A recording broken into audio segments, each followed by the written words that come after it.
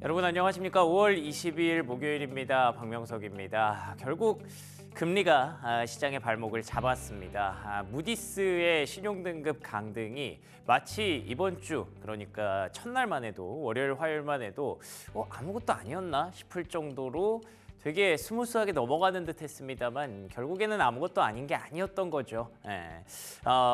이거는 좀 심각하게 받아들여야 할 포인트들이 분명히 있었는데 개인 투자자분들께서 너무 그동안 자신감이 넘쳤던 나머지 약간은 조금 이제 과속을 했던 것 같습니다. 그런 부분들이 이제 뒤늦게 화요일, 수요일 지나가면서 조금씩 발현이 되는 것 같고요. 이게 결국에는 또 트럼프 대통령이 뭔가 좀 해줘야 되는 그런 상황에 놓여 있는데 어떤 내용들이 있었길래 뉴욕 증시 하락을 했을까요? 브리핑 뉴욕을 통해서 정리해 보도록 하겠습니다. 자, 3대 지수 마감 상황입니다. 다우 지수가 2% 가까이 하락했습니다. 다우 2% 빠졌으면은 뭐 최근에 봤던 하락 중에는 급락이라고 표현해도 이상하지 않죠. 나스닥도 1.4% 하락했고요. S&P 500 지수 역시 1.6%, 뭐 3대 지수가 일제히 오늘은 빠지는 날이었습니다. 테슬라와 엔비디아가 보시는 것처럼 가볍지 않은 하락세를 기록했고요. 펠로알토 네트워크스 6.8% 급락했습니다. 실적이 뭐 그렇게 나쁘진 않았거든요. 근데 굳이 안 좋은 포인트들을 계속 찾아 나가는 게 시장의 분위기가 지난주만 못하구나, 이번 주는 확실히 좀 쉬어가는 흐름이구나라는 생각이 들었던 종목이었고요. 이 외에도 뭐 유나이티드 헬스도 급락세가 나타났고 전반적으로 시장의 분위기 별로 좋지 않았습니다. 자, 그러면 세 가지 체크 포인트 중에 첫 번째 체크 포인트는요. 일단 말씀드린 것처럼 이제 트럼프에서 시작이 됐다고 봐야겠죠. 그러니까 감세 정책이 결국에는 시장의 발목을 잡고 있습니다. US debt, 그러니까 미국의 부채 문제가 다시 한번 시장의 뇌관으로 떠오른 건데요. 보시는 것처럼 S&P 500 지수 지난주의 상승폭을 한 번에 이렇게 다 돌려놓는 그런 흐름을 만들고 말았습니다. 제가 앞서 잠깐 과속이라는 표현을 했었죠. 그러니까 이 월요일에 나왔던 정말 대단한 이 양봉이 저도 솔직히 믿기 어려웠는데 왜 올랐지 싶었는데, 그러니까 이게 조금 과속이었지 않았나라는 생각이 듭니다. 뭐 뒤늦게 이런 얘기해서 뭐 의미는 없겠지만 어쨌든 무디스의 경고가 그렇게 허투루 생각할 만한 경고는 아니었던 거죠. 다음 장 넘겨주시면 트럼프 대통령이 어제 이런 얘기를 했거든요. 공화당 의원들이라도 이 감세안에 계속 제동을 걸면 퇴출시키겠다라는 얘기를 했습니다. 물론 트럼프가 국회의원을 퇴출시킬 수는 없습니다. 파워를 자르겠다라고 얘기했던 것처럼 이것 또한 정치적인 수사에 불과하지만 그래도 트럼프 대통령이 그만큼 뭐 어제 F로 시작하는 단어까지 썼을 정도로 격분했다라는 얘기를 전해드렸잖아요. 그러니까 이게 굳이 트럼프 대통령 입장에서 생각해보면 그럴 수도 있겠다 싶은 게 이쪽도 문제고 저쪽도 문제예요. 그러니까 감세안을 가지고 이게 너무 많이 줄여서 문제다라고 하는 일부 강경파가 있고요.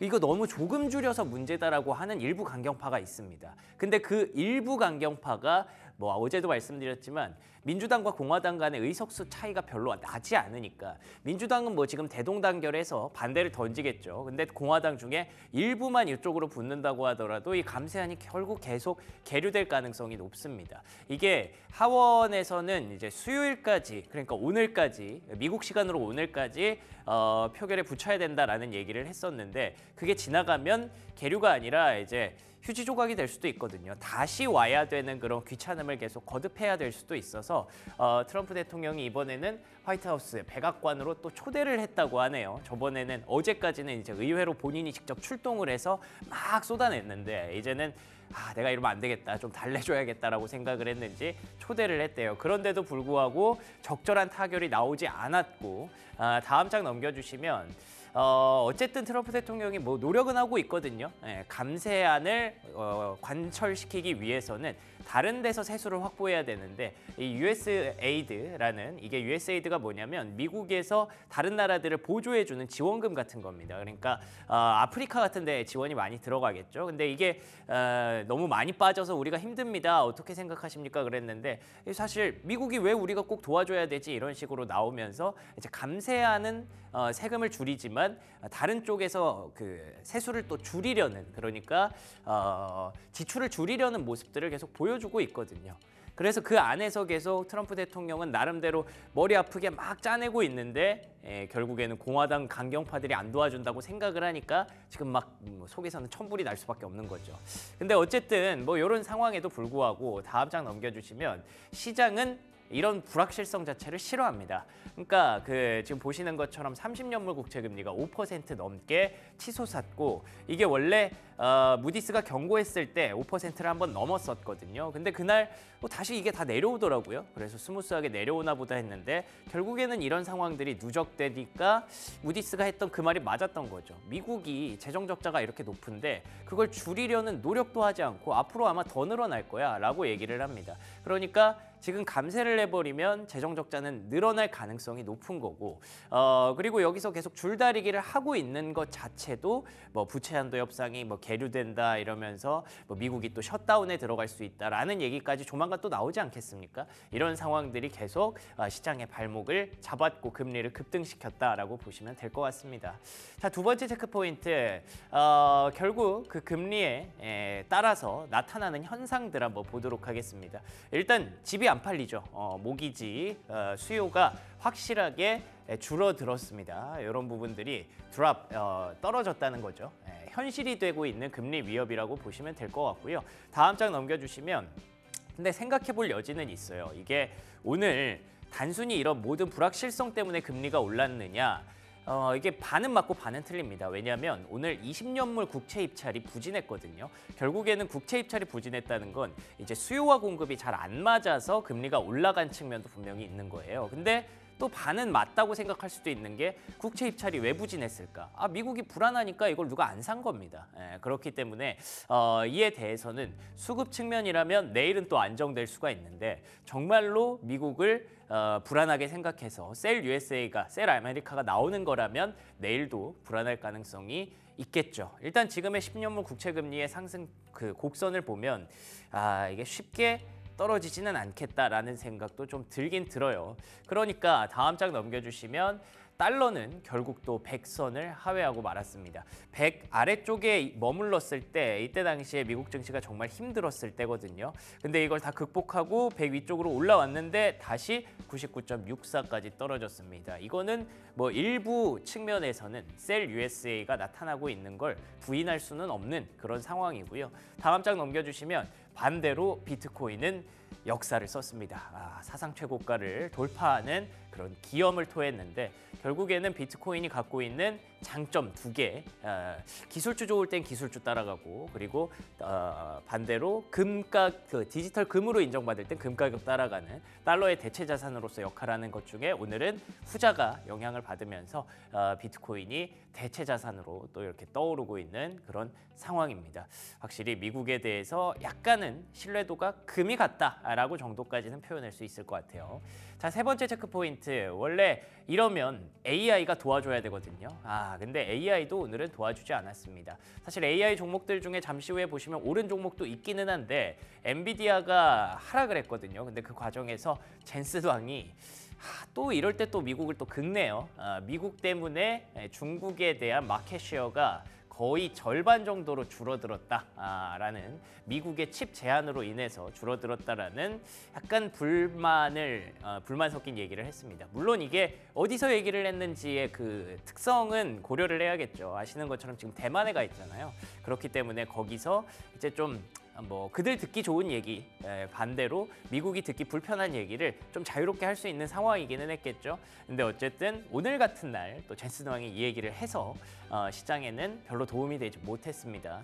결국에 이거는 또 그걸로 가는 거잖아요. 다음 장 넘겨주시면 또 관세 불만을 얘기를 하는 거잖아요. 그래서 시장의 고민은 이제 감세안이 계류되니까 또 이제 관세까지 다시 걱정을 하게 되는 겁니다. 그래서 항상 이렇게 안심하면 언제나 걱정거리는 언제 그랬냐는 듯 다시 생겨나고, 시장은 고점을 찍으면 다시 한번 이렇게 내려오는구나. 관세에 대해서 또 불안하다는 JP모건의 그런 얘기가 또 나오기 시작을 하네요. 자, 그러면 종목들의 흐름들로 넘어가 보도록 하겠습니다. 보시는 것처럼 신기하죠? 그냥 다 빨간색인데 아니 구글 이거 어떻게 된 거죠? 네, 어떻게 혼자 올랐는지 저는 그냥 다른 빨강색보다 이거부터 먼저 보이더라고요. 그래서 이 얘기를 한번 드리려고 하는데 다음 장 넘겨주시면 근데 뭐 별 얘기가 없었어요. 그러니까 어제 구글의 I.O.가 있었잖아요. 우리 AI 정말 잘하고 있습니다, 여러분. 뭐 영상 툴도 개선했고요. 앞으로 VIP 모드도 나올 거고요. 그리고 AI 모드 켜시면 그냥 크롬에서 AI 그대로 쓰실 수 있습니다. 이제 개인화된 AI가 여러분들에게 찾아갈 겁니다. 이런 얘기를 막 했었는데 그걸 보고도 사실 그래서 챗GPT 이길 수 있어 라는 반문을 했었거든요. 근데 오늘은 이렇게 주가가 나홀로 2.8% 상승하는 기염을 토했습니다. 보시는 것처럼 윗꼬리가 이렇게 달려 있었던 걸 보면 사실 급등이었어요. 근데 시장이 안 좋아서 좀 빠진 거죠. 근데 시장의 반응들을 이렇게 보면 특별한 건 없습니다. 골드만삭스에서도 긍정적이다. 에버코어에서도 AI 경쟁에서 리더로 남을 것을 증명했다. 이게 다시 말하면 AI 경쟁의 리더가 될 것이다가 아니라 리더 중에 하나로 남을 것이다라는 느낌이거든요. 그리고 검색의 AI 모드가 긍정적이었다. 제품 혁신 가속화를 확인했다. 잘하고 있구나라는 걸 다 인정을 했는데 밑에 울프 리서치 보시면은 꼭 이렇게 T가 있죠. 검색 점유율 우려를 완화하지 못했다. 뭔가 현실적으로 이렇게 얘기해준 측면도 있었기 때문에 근데 어쨌든 뭐 우리가 너무 무시했다라는 측면에서 반등했던 것 같아요. 밸류에이션 매력도를 갖고 있는 알파벳의 주가가 유일하게 좀 두각을 나타냈다라고 보시면 될 것 같고요. 다음 장 넘겨주시면 사실 저는 이것도 오늘 시장에 큰 영향이 있었다고 봅니다. 타겟의 실적과 주가가 부진했던 것도 결국에는 시장이 걱정하는 그 로직을 다시 만든 거죠. 관세로 인해서 물가가 상승하고 기업들의 마진이 타격을 받고 결국 타겟 같은 곳들이 가격을 소비자들에게 전가하지 못하면 기업의 실적은 이렇게 떨어질 수밖에 없다라는 것들을 얘기를 했습니다. 보시면 컷 세일즈 아웃룩 그러니까 매출 전망치를 잘라냈다라는 거죠. 이게 월마트에 이어서 타겟까지 이렇게 나오니까 소매업체들이 쉽지는 않구나. 이러면은 우리 밥상 물가에도 전이가 될 수밖에 없겠구나라는 우려를 자아냈고요. 그나마 다행인 건 다음 장 넘겨주시면 TJX 뭐 아시는 것처럼 이제 오프 프라이스 리테일러라고 하잖아요. 그러니까 이제 뭐 재활용하는 뭐 그런 것들, 뭐 구제 상품 뭐 이런 것들 많이 파는 곳인데 TJX는 보시는 것처럼 주가가 탄탄합니다. 이번에도 뭐 불확실성 얘기를 하기는 했습니다만 주가 요 정도면은 뭐 잘 가고 있는 상황이라고 봐야 될 것 같고요. 그리고 의외로 캐나다 구스가 급등을 하더라고요. 더운데 캐나다 구스가 왜 급등을 했을까 생각을 해보니 캐나다가 또 이제 관세 타격을 받았잖아요. 그래서 관세 피해주로 엮였는데 의외로 괜찮았습니다. 실적이. 이런 부분들을 감안하면 소매업체들이 다 같이 나쁜 건 아니구나 라는 측면에서 일단 뭐 시장의 큰 위기로 적용하지는 않았던 것 같은데 어쨌든 월마트에 이어서 타겟까지 약간 좀 불안불안한 느낌이 드는 건 사실입니다.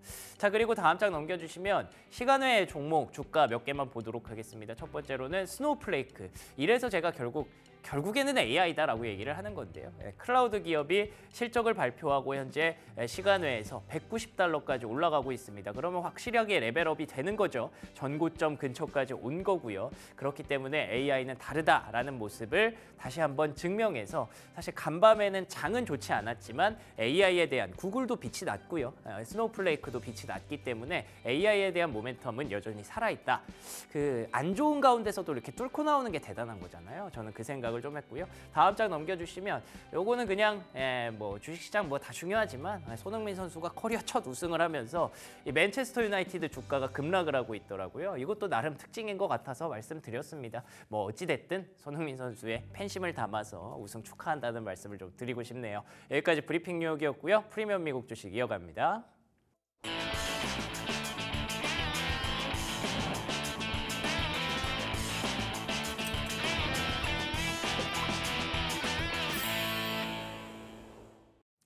프리미엄 미국 주식 들어왔습니다. 오늘 함께하는 그레너리 투자자문 이원수 대표 모셨습니다. 안녕하십니까? 네, 안녕하십니까? 네, 반갑습니다. 자, 간밤에 뉴욕 증시 우려했던 부분이 약간 골마서 터진 그런 느낌이에요. 네, 3대 지수가 일제히 급락을 했는데 결국에는 월요일부터 도대체 왜 올랐어요? 라는 질문을 제가 드렸던 것 같거든요. 네. 이게 결국에는 문제를 일으킨 것 같죠? 네, 뭐 지금 결국 금리 시장이 주식 시장의 발목을 잡았다라고 보셔야 될 것 같아요. 그쵸. 네. 그렇게 보셔야 될 것 같고 지금 처음에는 저희들도 이제 무디스의 어떤 신용등급 강등이 뭐 다 크진 않지만 그냥 네. 파장이 좀 어느 정도 이미 저희가 예상했던 거고 그 다음에 악재에 이미 반영돼 있다라고 생각을 했는데 마침이죠. 그 의회에서 감세 예산안 협상이 결국 이제 하원 예산위원회를 통과하면서 앞으로 이제 이 예산안이 감세안이 통과됐을 경우에 본회의에서 됐을 경우에 시장이 충격이 되게 클 수 있다. 특히 왜냐하면 이제 뭐 시장에서 보는 것은 향후 10년간 미국 국가 부채죠. 최대 3조에서 5조 달러가 더 증가할 수 있다. 그러니까 지금 누적 적자가 지금 68조 달러 정도, 8조 달러가 지금 38조 달러가 되고 있거든요. 그런데 여기서 10년 동안에 또 5조 달러가 늘어날 수 있다. 그다음에 무디스 같은 경우 원래 경고를 했던 게 2035년까지 연방 정부의 GDP 대비 그 부채 비율이 134%까지 넘어갈 수가 있다. 그러니까 기존에 보시면 이제 프랑스라든지 영국 이런 이제 선진국들 같은 경우는 보통 연방 정부의 그 부채 비율이 100% 이내에서 사실 움직이고 있거든요. 그런데 135%까지 움직인다는 거 얘기했으면 이건 저희들이 이제 생각할 수 있는 상황 이상을 넘어가는 거거든요. 그렇군요. 그렇다 보니까 어제 같은 경우에 20년물 이제 국채 입찰이 있었는데 지난달엔 4.81%에서 이제 낙찰이 됐어요. 근데 이번에는 5.10%까지 올라갔고요. 10년물 국채 금리도 4.596%, 그다음에 30년물 국채 금리도 5.085%까지 올라갔고요. 그다음에 이제 모기지 금리죠. 30년물 모기지 금리도 7%에 거의 근접을 또 해버렸어요. 그러다 보니까 전반적으로 시장에서 금리가 많이 튀고 또 올라가고 그다음에 연방 정부에 대한 어떤 적자 우려감이 커지다 보니까 결국 투자 심리가 위축될 수밖에 없었다. 네. 그래서 이 부분은 저는 이제 연방 정부에 관련된 적자 부분은 사실 오늘 어제 얘기가 아니거든요. 그렇죠. 이미 이제 계속 나왔던 얘기고 이것 때문에 2013년 8월달에 피치가 이미 신용등급을 하락을 시켰었어요. 그렇다 보면은 해당 문제에 따른 이제 전반적인 금리 상승이나 이런 부분들은 결국 시장이 이제 중장기적으로 안고 가야 될 문제가 아닌가.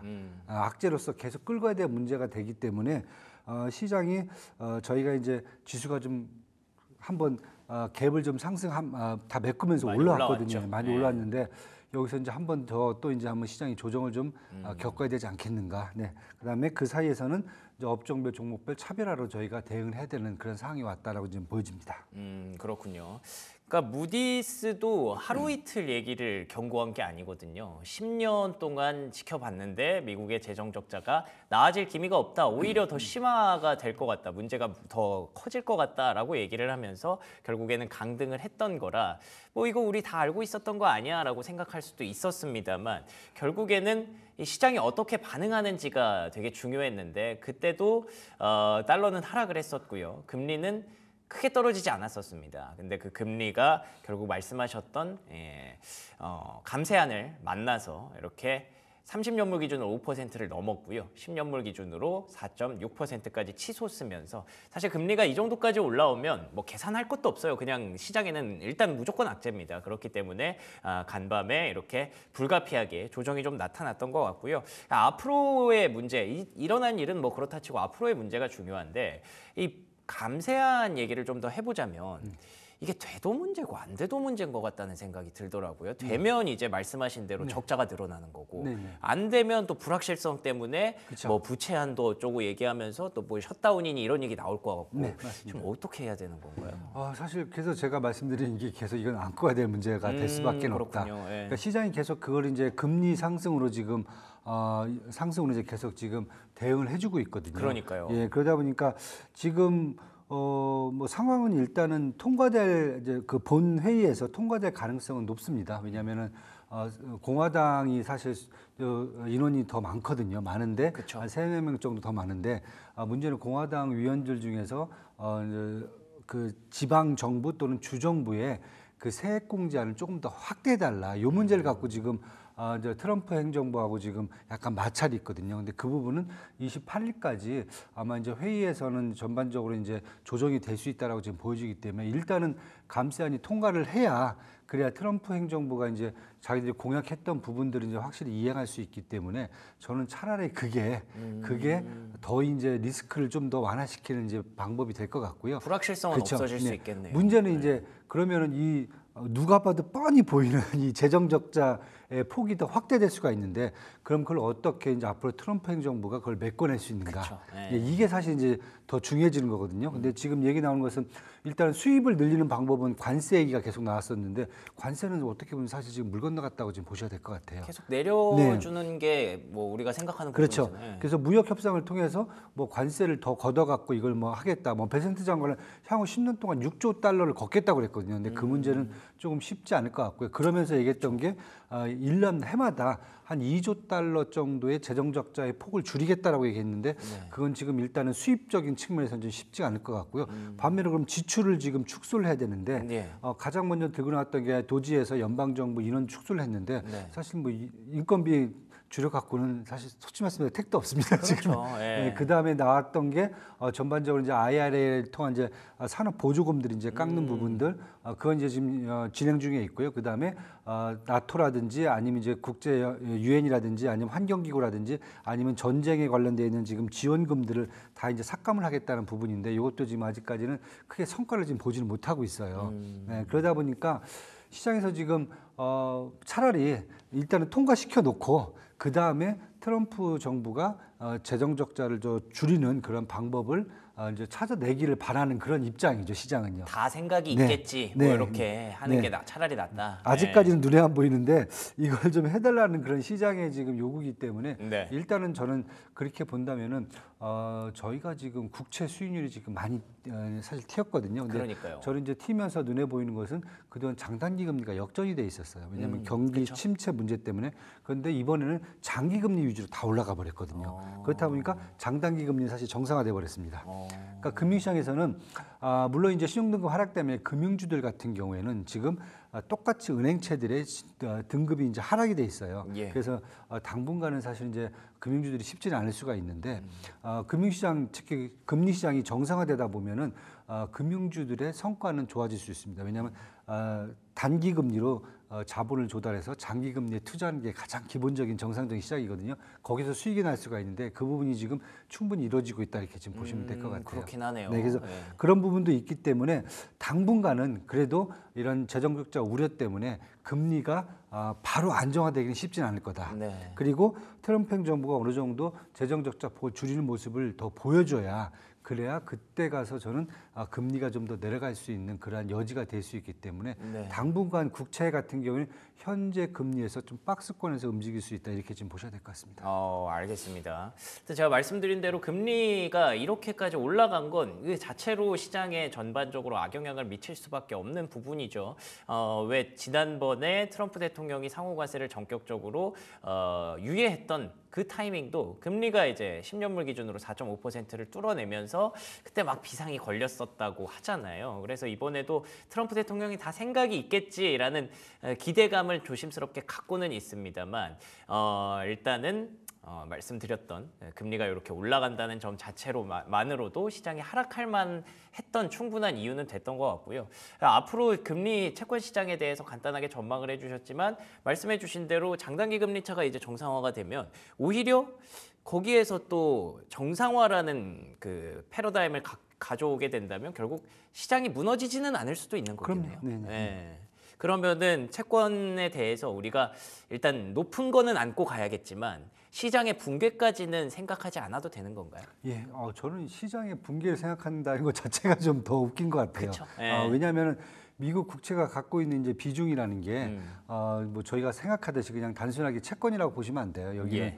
미국의 어떤 전반적인 그 파워라든지 아니면 글로벌 시장에서의 어떤 미국의 점유율을 나타내는 거기 때문에 좀 충분히 이제 제가 말씀드린 대로 그냥 단순하게 국채 금리가 올라갔다. 네. 그래서 시장이 붕괴된다 이런 상황보다는 이 시장에서 사실 수익을 내야 되는 분들이 많거든요. 일각에서는 뭐 자경단이 움직일 수가 있다. 예. 자경단이 움직여서 국채 금리를 이제 상승시켜 갖고 정부를 압박할 수 있다. 뭐 중국 일본도 막 던질 수도 있다. 뭐 이런. 중국이 던질 수 있다. 예. 그런 얘기 말씀을 드리는데 저는 계속 그런 말씀을 드려요. 채권 시장에서는 기본적으로 수익 추구를 하거든요. 모든 금융기관들이요. 중앙은행도 마찬가지입니다. 그렇죠. 그러다 보면은 금리가 높아지면 당연히 누구든지 어느 투자가든지 다 채권은 던지게 돼 있습니다. 수익 실현해야 되니까. 수익 실현을 한다든가 예. 아니면은 너무 잘못되면 더 손실이 손실날 잘라내야 수가 되니까. 손실을 이제 컷한다든가 예. 아니면 반대로 새롭게 시장에 진출하는 그러한 세력들은 너무 좋은 지금 상황이 또 돼버렸거든요. 싸게 오히려 또 지금 채권을 사면 살 수 있는 이득이니까. 상황이기 때문에 예. 그렇기 때문에 이러한 이해관계들이 다 있기 때문에 채권 시장이 붕괴된다고 보지는 않고요. 우려했듯이 제가 이제 자경단도 어떻게 보면 이제 이익 실현 추구 단체이기 때문에 지금 상황은 되게 정상적인 시장이다.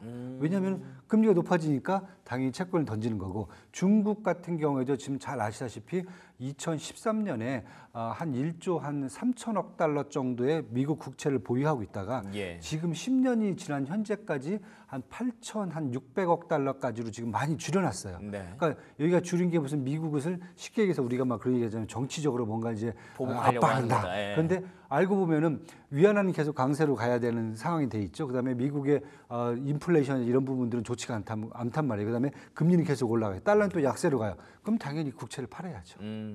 그런 상황들은 자경단도 똑같다. 예. 이제 영국하고 이제 뭐 일본 같은 경우가 특히 동맹이기 때문에 이런 부분들에서 좀 민감할 수가 있겠지만 그 외의 금융기관 아니면은 중앙은행들은 철저하게 이해관계를 따라서 움직이는 상황이기 때문에 그런 상황을 지금 간주한다 보면은 국채 시장이 붕괴되는 게 아니라 저는 장단금리 상황이 사실 되게 역전이 이제 해소되고 이런 상황에 온다라고 하면은 솔직히 말씀드려갖고 연준에 더 압박을 가해줄 수가 있어요.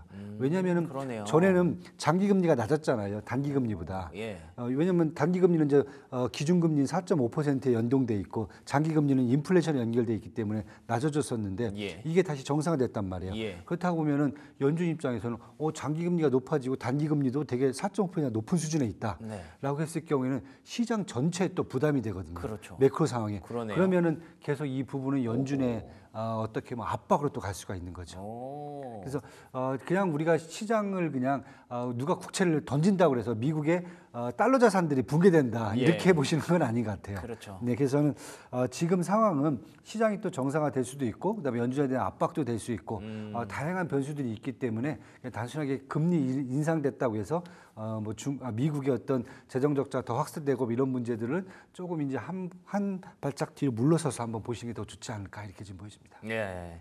그러니까 이게 뭐 하루 이틀 일이 아닌데 우리가 이렇게까지 걱정을 해야 되나 싶기도 해요. 근데 일단은 오늘 시장이 발작을 좀 일으켰으니까 채권 시장뿐만 아니라 주식 시장도 급락을 했기 때문에 더 이런 얘기들이 곳곳에서 아마 나올 거고 들리실 겁니다. 근데 말씀해 주신 것처럼 항상 이런 쪽에는 다른 외부 변수들이 작용하기 마련이고 채권 시장의 붕괴라는 변수를 생각하면 애초에 사실 방송을 볼 필요도 없어요.